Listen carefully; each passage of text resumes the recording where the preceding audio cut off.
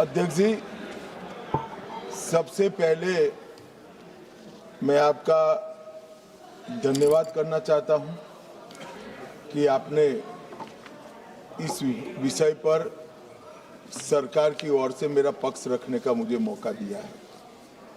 इसके साथ साथ मैं इसलिए भी धन्यवाद करना चाहता हूं कि आप इस सदन के अभिभावक हैं।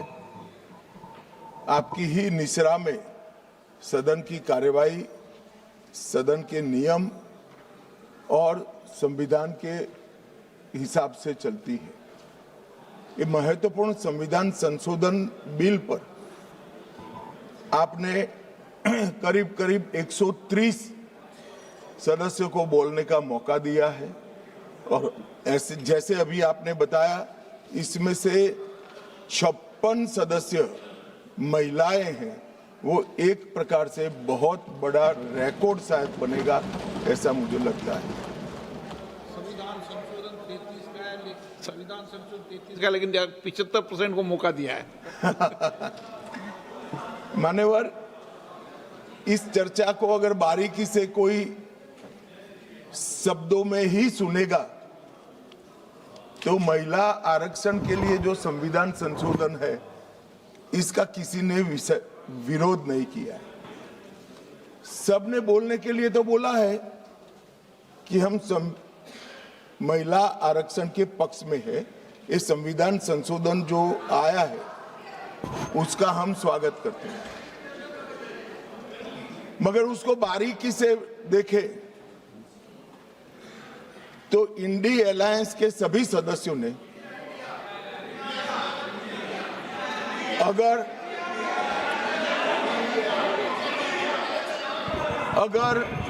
मगर किंतु परंतु इसका उपयोग कर स्पष्ट रूप से महिला आरक्षण का विरोध किया है। और मान्यवर, कई जगह पे ऐसा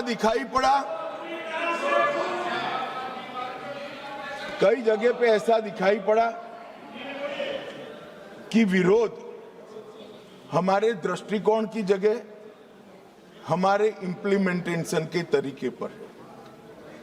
परंतु मैं इस सदन के माध्यम से देश की जनता के सामने स्पष्ट करना चाहता हूं कि ये जो विरोध है वो इंप्लीमेंटेशन का नहीं है। ये विरोध केवल और केवल महिला आरक्षण का ही विरोध किया।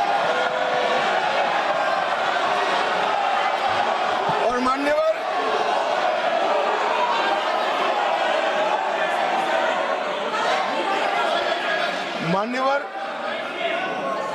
मैं ये बात को जब बोलता हूं तब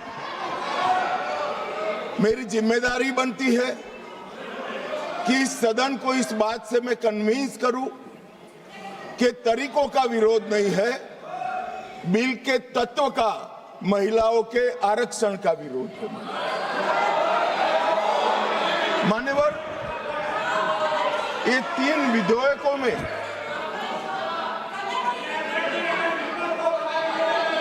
अरे धैर्य रखो भैया, धैर्य रखो। अखिलेश जी समझाओ जरा। मान्यवर, ये 3 बिलों में इसका उद्देश्य मैं स्पष्ट करना चाहता हूं। पहला उद्देश्य है सरकार का और हमारे नेता नरेंद्र मोदी जी का कि महिला सशक्तिकरण करने वाले इस संविधान सुधार को समयबद्ध तरीके से लागू कर 29 का चुनाव महिला आरक्षण के साथ कराया जाए। इसका दूसरा उद्देश्य है एक व्यक्ति एक वोट और एक मूल्य, इस सिद्धांत हमारे ये लोकतंत्र की नींव में जो हमारी संविधान सभा ने तय किया था, वो सिद्धांत के स्पिरिट को यहां पर लागू किया गया। मान्यवर, ये पूरे सदन में 543 सदस्य बैठते हैं।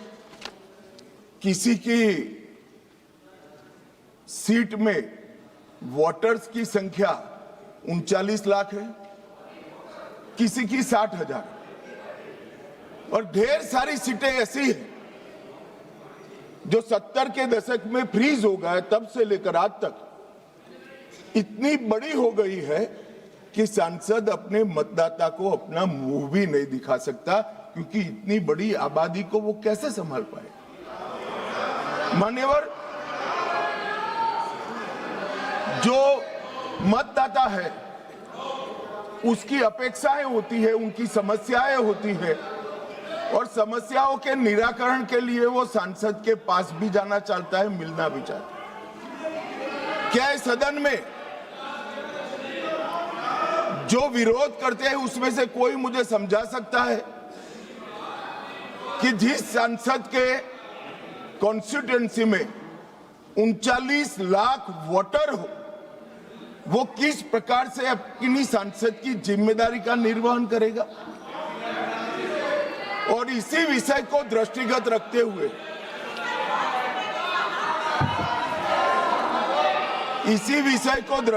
रखते हुए हमारे संविधान में समय समय पर परिसीमन का प्रावधान किया गया है,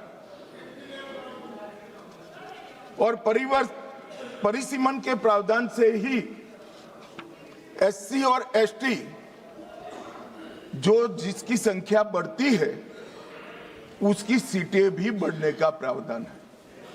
तो एक प्रकार से जो परिसीमन का विरोध कर रहे हैं वो एससी और एसटी सीटों की बढ़ोतरी का विरोध कर रहा है, वो ध्यान में रखिए। मान्यवर, संतुलित, समावेशी और व्यवहारिक लोकतांत्रिक ढांचा ये तैयार करना, इसकी जिम्मेदारी संविधान ने सरकार जो अधिकार में होती है उसको दी है। तो अभी ये जिम्मेदारी नरेंद्र मोदी जी की सरकार को दी गई है। उनको पसंद नहीं है, मगर ये तो देश की जनता निर्णय करती है। वो वंश परंपरागत नहीं होता है, वो लोग चुनकर भेजते हैं। संघीय संतुलन बनाने रखना, लोकसभा में जनसंख्या के अनुरूप प्रतिनिधित्व आना और राज्यों की शक्तियों के बीच में भी संतुलन बनाना, ये परिसीमन के उद्देश्य संविधान सभा की चर्चा और हमारे संविधान में परिसीमन का जो जिक्र है उसमें कहे। इसके साथ साथ नए भूगोल, प्रशासनिक वास्तविकताओं और शहरीकरण और रोड, रास्ते, रेल से बढ़ी हुई कनेक्टिविटी और नए जिले, ये सबका संज्ञान परिसीमन में लेना होता है, क्योंकि ये सारी चीजें सांसद को अपनी ड्यूटी का निर्वहन करने के लिए बहुत जरूरी है। मान्यवर, संविधान के अनुच्छेद 81, 82 और 170 इसके अंदर ये सारे सिद्धांतों को समाहित किया गया है, और उसी के निर्वहन के लिए नरेंद्र मोदी जी के नेतृत्व में सरकार ये संवैधानिक सुधार लेकर आई। महिला सशक्तिकरण, समान प्रतिनिधित्व और संतुलित संघीय ढांचे का निर्माण करने की जिम्मेदारी के निर्वहन से ही आए। मान्यवर, कई सारे सदस्यों ने अनेक प्रकार की आशंकाएं व्यक्त की। उन्होंने ये कहा कि अभी क्यों लाए, तो मैं ये बताना चाहता हूं कि जो नारी शक्ति वंदन अधिनियम आया उसमें जिक्र है कि 2026 के बाद होने वाली जनगणना के बाद जो परिसीमन होगा उसमें महिलाओं के लिए आरक्षण सुनिश्चित करेगा। अब ये पूछते हैं तो उस वक्त काफी सदस्यों ने पूछा है कि बिल लाते वक्त आपने ये जिक्र क्यों किया 26 के बाद की जनगणना। मान्यवर, हमने नहीं किया है। 71 में इनकी सरकार थी, इंदिरा जी की सरकार थी, तब इसको फ्रीज कर कर गई थी और वो फ्रीज के कारण हमें इसका जिक्र करना पड़ा। वो फ्रीज की हुई सीटों की संख्या उठाते हैं तभी ये नारी शक्ति वंदन अधिनियम का इम्प्लीमेंटेशन होता है, इसलिए हम लेकर आए। और 71 से अब तक सीटों की संख्या फ्रीज रही और चलते चलते चलते मैं कुछ सीटों का नाम बोलना चाहता हूं माननीय। मलकाजगिरी तेलंगाना 48 लाख संख्या मतदाताओं की, बेंगलुरु उत्तर 29 लाख संख्या, बेंगलुरु दक्षिण 29 लाख संख्या, गाजियाबाद जहां से कभी रक्षा मंत्री जी भी सांसद रहे 28 लाख संख्या, उत्तर पश्चिम दिल्ली 27 लाख संख्या। 127 सीटें ऐसी है मान्यवर जिसमें 20 लाख से ज्यादा वोटर्स है, 20 लाख से ज्यादा। अब मुझे कोई बताए भला, जहां 48 लाख वोटर है वो सांसद कैसे 48 लाख मतदाताओं की अपेक्षाओं के साथ अपने आप को मैच करता है? इसकी पूर्ति अरे अखिलेश भाई, एक लेवल की बात चल रही है यार, कहां केंद्रीय विद्यालय कर रहे हो अभी? इसका समय आएगा।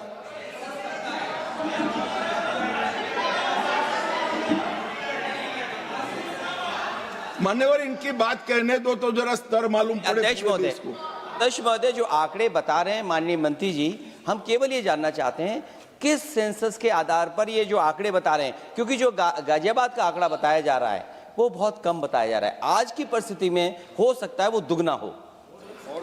मैं यही कह रहा हूं, ये पुराना है। मैं यही कह रहा हूं, अगर डिलिमिटेशन करने दोगे तो नया आ जाएगा और एक की जगह दो सीटें बन जाएगी।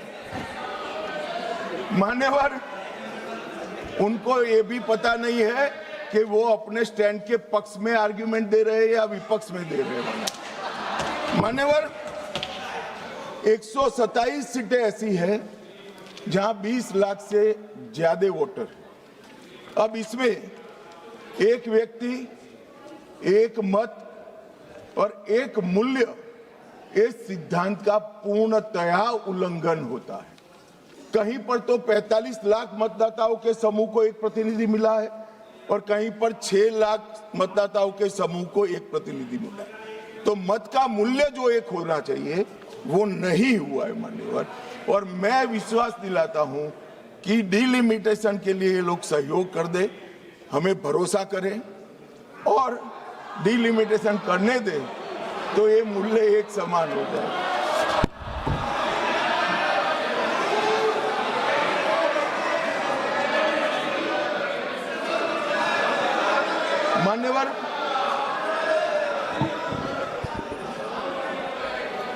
मान्यवर, मैं इसके इतिहास में भी जाना चाहता हूं। सबसे पहले 1972 में तत्कालीन प्रधानमंत्री इंदिरा गांधी जी की सरकार ने परिसीमन विधेयक लाकर सीटों को 525 से बढ़ाकर 545 की और फिर इसको फ्रीज कर दिया। 76 में सत्ता बचाने के लिए इमरजेंसी के काल में 42वें संशोधन द्वारा परिसीमन पर रोक लगा दी। अब इंदिरा जी तो प्रधानमंत्री थी, कानून लाकर रोक लगाई परिसीमन पर। और ये देखिए साहब कितने शक्तिशाली है, विपक्ष में बैठकर परिसीमन पर रोक लगाना चाहते हैं। मगर उस वक्त भी कांग्रेस पार्टी ने ही परिसीमन से देश की जनता को वंचित रखा था और आज भी कांग्रेस पार्टी ही परिसीमन से वंचित रख रही है। मान्यवर,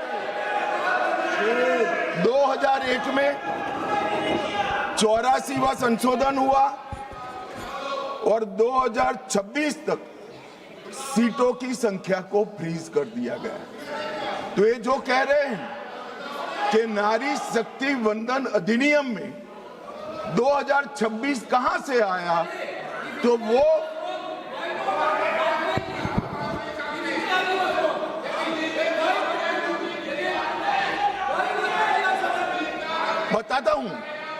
बताता हूं।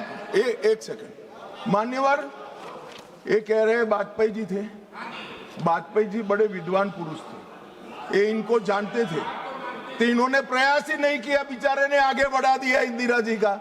मगर हम तो समझते थे कि आप हमें सपोर्ट करोगे, तो हम तो बिल लेकर आ गए, अब आप गिराना चाहते हो भाई। तो वाजपेयी जी ये बात की कल्पना कर सकते थे।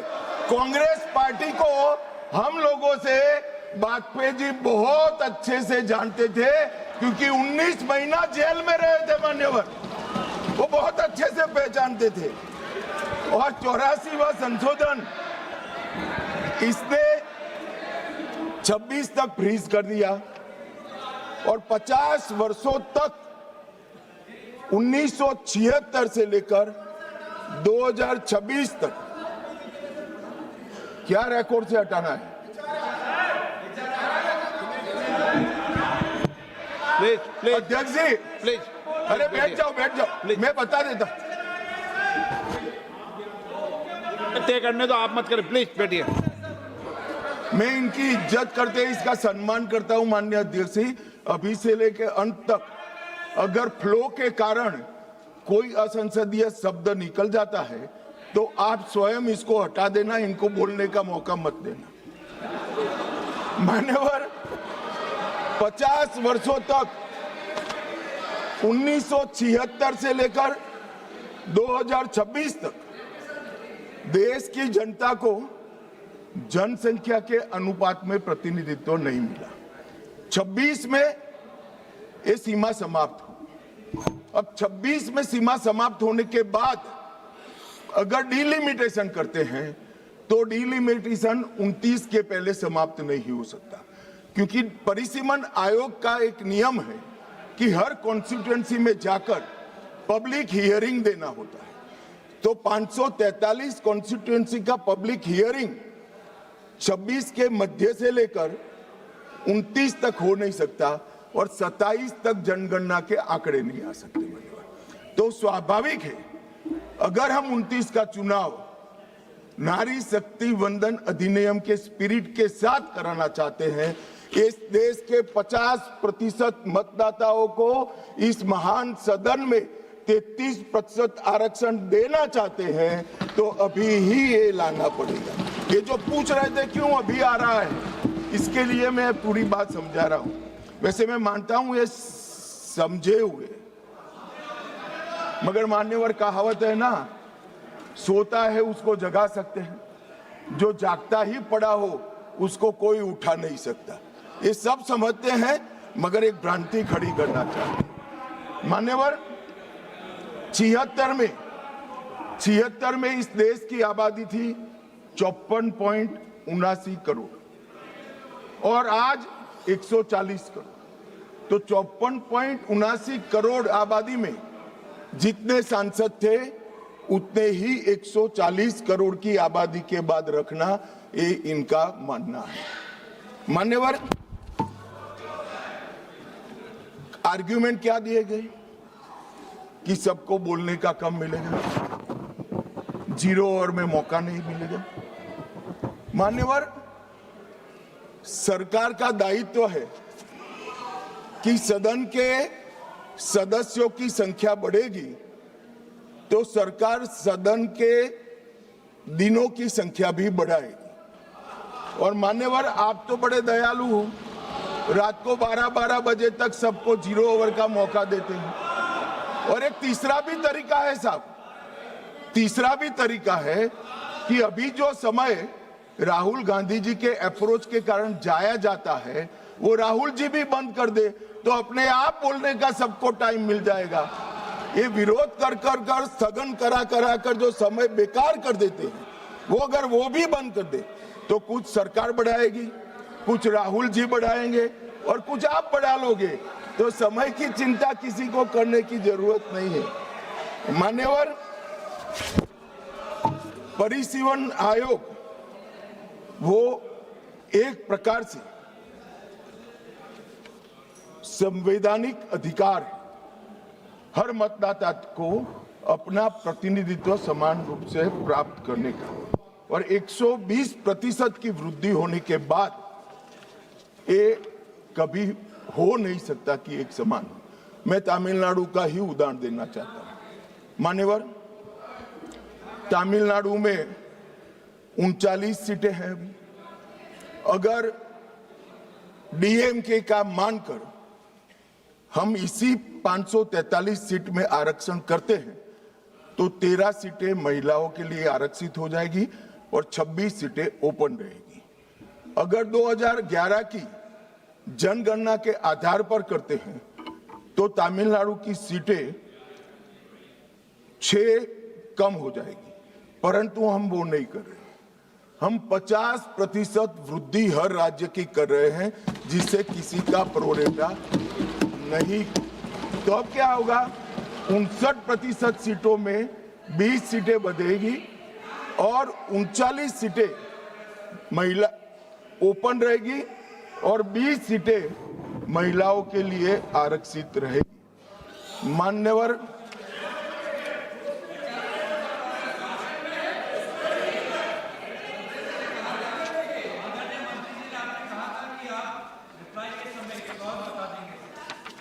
अभी कहां समाप्त हुआ है भाई? आप भी राहुल जी के तरह मेरे बोलने का क्रम आप तय करो।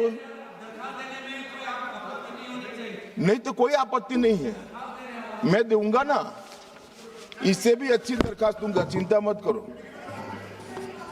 और मान्यवर, कुछ सदस्यों ने सवाल उठाया कि जनगणना क्यों समय पर नहीं हुई। मान्यवर, सबको मालूम है कि 21 में जनगणना होनी थी और 21 में इस सदी की सबसे बड़ी महामारी आई, कोविड का संकट आया और कोविड के संकट के कारण जनगणना संभव नहीं हो पाई। कोविड का संकट समाप्त होने के बाद देश को काफी समय लगा इसमें से उभरने में। और जब 24 में जनगणना की शुरुआत हुई तब कुछ दलों ने उचित ही मांग करी कि भाई जाति के आधार पर जनगणना करनी चाहिए। सरकार ने अनेक दलों के साथ चर्चा की, अनेक जाति समूहों के साथ चर्चा की, कई सारे सामाजिक ग्रुपों के साथ चर्चा की, कुछ सरकारों से भी चर्चा करी, राज्य सरकारों से, और बाद में निर्णय करा 25 में कि हम जाति जनगणना कराएंगे। मान्यवर, और ये निर्णय होने के बाद अब जो जनगणना हो रही है उसमें जब व्यक्तियों की गणना होगी तब जाति का कॉलम आने वाला है और जाति की गणना भी होगी, ये सुनिश्चित है।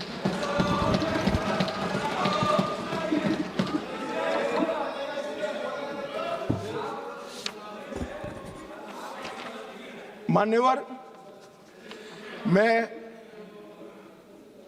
पहले भी जो जनगणना हुई है कांग्रेस पार्टी के समय में, इसके भी प्रश्नोत्तरी को स्टडी किया हूं।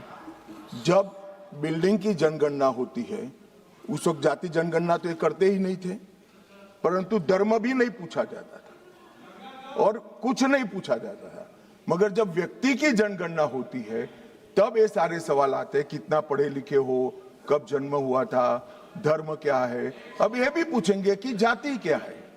इसमें किसी को संशय करने की जरूरत नहीं है। नरेंद्र मोदी जी ने दूरदर्शिता के साथ आपको पहचान कर कैबिनेट प्रस्ताव में जनगणना की जाति के साथ होगी वो प्रस्ताव पारित। तो इसमें कोई कंफ्यूजन रखने की। पीयूष भाई क्या अपेक्षा रख रहे हो? ये जाति जनगणना की डिमांड नहीं कर रहे हैं, हमें उलझाना चाहते हैं। अब पीयूष भाई बेचारे भूले हैं, वो कहते हैं कि जाति जनगणना की घोषणा करे ताली बजाओ। हम कर रहे हैं तो ये ताली नहीं बजाएंगे। उनको जाति जनगणना से कोई लेन देन नहीं है, उनको यहाँ बैठने से लेन देन है जो नहीं होने वाला है भैया। अभी मान्यवर, मैं फिर से एक बार 140 करोड़ की जनता के मन में किसी की भी प्रकार का भ्रांति, कंफ्यूजन न हो, इसलिए स्पष्ट करना चाहता हूं कि नरेंद्र मोदी जी की कैबिनेट ने जाति जनगणना का जो निर्णय किया है वो कैबिनेट प्रस्ताव में 26 की जनगणना जाति के साथ कराने का निर्णय किया है। और मान्यवर,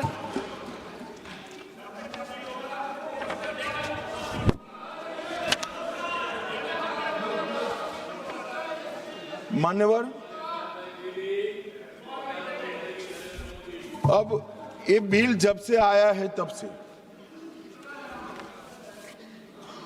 विपक्ष ने कुछ भ्रांतियां फैलाना शुरू की। सबसे पहली भ्रांति फैलाना शुरू की कि जाति जनगणना को टालने के लिए ये कर रहे हैं। जाति जनगणना को टालने के लिए हम ये संविधान संशोधन लेकर आए हैं। मैं इनको बताना चाहता हूं मान्यवर, 3 माह पहले जाति जनगणना का पूरा टाइम टेबल हम घोषित कर चुके हैं। टालने का सवाल ही नहीं है। जातिवार जनगणना की शुरुआत हो गई है। उसका पहला चरण जो है वो अभी चल रहा है। फिर आए कि दक्षिण को अन्याय हो जाएगा। कल मुझे थोड़ा भय लगा कि उत्तर बनाम दक्षिण का नैरेटिव एक रात के लिए भी दक्षिण के राज्यों में नहीं होना चाहिए। मैं फिर से स्पष्ट कर देता हूं, दक्षिण का राज्यों का इस सदन पर इतना ही अधिकार है जितना उत्तर के राज्यों का अधिकार है। अरे दक्षिण छोड़िए, छोटी सी यूटी लक्षद्वीप का भी इतना अधिकार है जितना उत्तर प्रदेश, गुजरात और बिहार का। ये देश को इस तरह के नैरेटिव से, उत्तर दक्षिण के नैरेटिव से टुकड़े टुकड़े नहीं करना चाहिए। मान्यवर, इससे ऊपर उठना चाहिए। ये क्या कहना चाहते हैं कि ये सदन में जो व्यक्ति बैठता है वो ये सोचता है कि किस राज्य से मैं आ रहा हूं। मान्यवर, हम शपथ लेते हैं तो मन से लेते हैं। जो संविधान हाथ में लेकर शपथ लिए हैं वो उत्तर दक्षिण का भेद कराना चाहते हैं, हम नहीं होने देंगे। मान्यवर, जो भी सदस्य यहाँ शपथ लेता है वो भारत को अक्षुण्ण रखने की शपथ रहता है, पूरे भारत के कल्याण की शपथ लेता है। वो अपनी कॉन्स्टिट्यूएंसी, अपना राज्य, अपना धर्म, अपनी जाति की शपथ नहीं लेता है। और ये क्या नैरेटिव फैलाया, और ये मानते हैं कि ये नैरेटिव से हमारी पॉपुलैरिटी हो जाएगी, बाल सफेद हो जाएंगे, या नहीं बैठ पाओगे। नहीं हो पाए। देश के अंदर विभाजन कर कर कोई सत्ता प्राप्त नहीं कर सकता।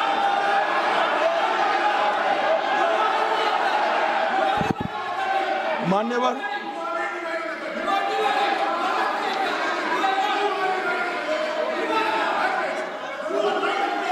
बैठ जाओ। इतना गुस्सा क्यों खा रहे हो? इतना गुस्सा मत खाओ प्लीज प्लीज। इतना सदन में, मारन जी, सदन में इतना गुस्सा नहीं करते हैं, शांत। मान्यवर,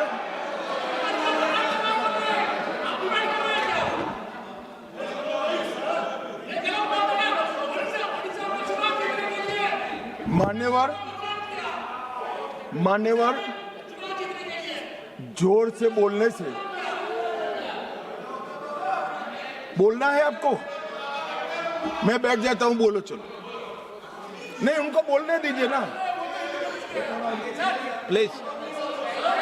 नो नो,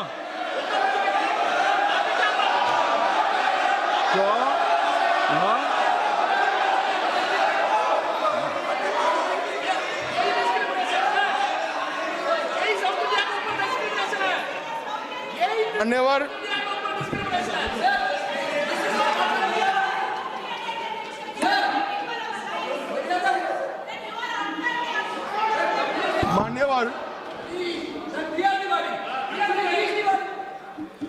मान्यवर,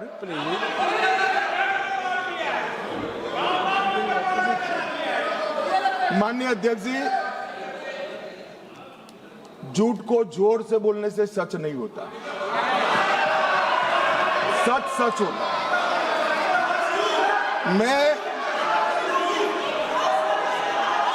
मैं बड़ी शांति से समझा रहा हूं कि ये परिसीमन आयोग और संवैधानिक सुधार के लिए ये नैरेटिव फैलाया जा रहा है। आज भी सभी लोग बोले हैं कि इससे दक्षिण के राज्यों का प्रतिनिधित्व की दृष्टि से नुकसान होगा। मैं ये बात कर रहा हूं, वो हकीकत नहीं है।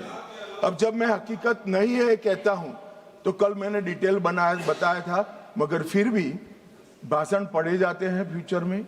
ये नैरेटिव तोड़ने के लिए जरूरी है कि मैं एक लाइन में समझाऊंगा।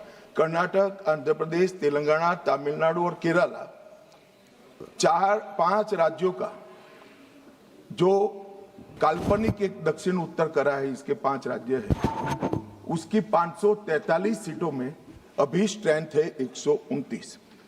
अब ये 129 जो स्ट्रेंथ है 543 के प्रतिशत निकालते हैं तो 23.76% होती है। अब 50% वृद्धि कर जब ये 5 राज्यों की सीटों का हम आवंटन करते हैं तो 129 से बढ़कर 195 होती है। 129 के बढ़कर सीटें 195 होगी, जिसका 816 में प्रतिशत बाहर निकालते हैं तो 23.87 आएगा। तो पहले 23.76 था और अब थोड़ा सा बढ़कर 23.87 होगा। इसलिए मैं कह रहा हूं किसी का नुकसान नहीं। मान्यवर, कुछ सदस्यों ने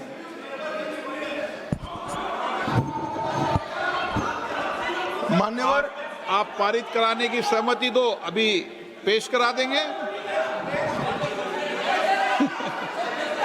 हाँ, 1 घंटा रुक जाएंगे। चलो माननीय गृह मंत्री बता दो इनको, 1 घंटा रुक जाएंगे। कहीं तैयार है? 50% का बिल 1 घंटा रुक जाएंगे। पेश तैयार हो तो कर दें इनको। 1 सेकंड बैठ जाओ। बैठो। ए राजा जी, एक मिनट मुझे सुनो। बता दो इनको। अगर इस बिल का विरोध करने का कारण 50% लिखित में चाहिए तो 1 घंटा सदन बंद कर दिए, मैं ऑफिशियल अमेंडमेंट लेकर आता हूं मान्यवर, मगर बिल पारित करने का वो वादा करते। अब वेणुगोपाल जी बताए क्या बिल पारित करेंगे? चलिए, सहमत हो? सदन में बात कर लेते। सहमत हो? अभी अमेंडमेंट लाएंगे। चलो सर, शुरू करते हैं आगे। Sir last minute. हाँ सर लास्ट मिनट yesterday